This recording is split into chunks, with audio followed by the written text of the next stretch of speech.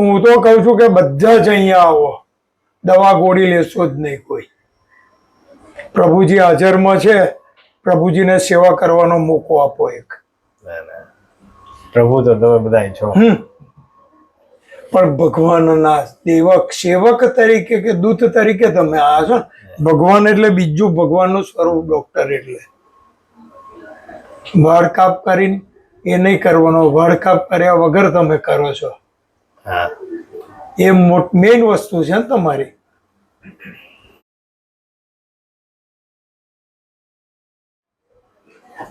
મિત્રો આપણી સાથે અત્યારે સુરેશ ચંદ્ર પ્રભુજી છે, જેઓ 12,500 કિલોમીટરથી આવે છે.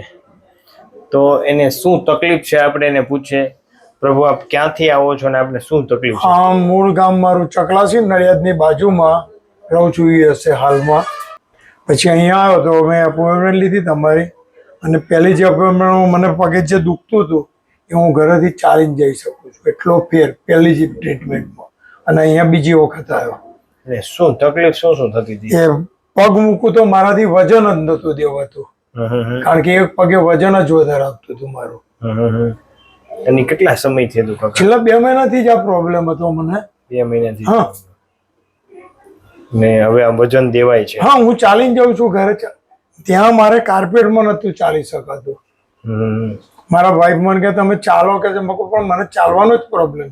નહીં તો હું દરરોજનું એવરીડે 5 માઇલ થઈ જતું હતું મારું. ત્યાં કાઉન્ટ અમે રહીએ ત્યાં આગળ આખા રાઉન્ડ મારીએ અમે. ક્યાં રહ્યો ને?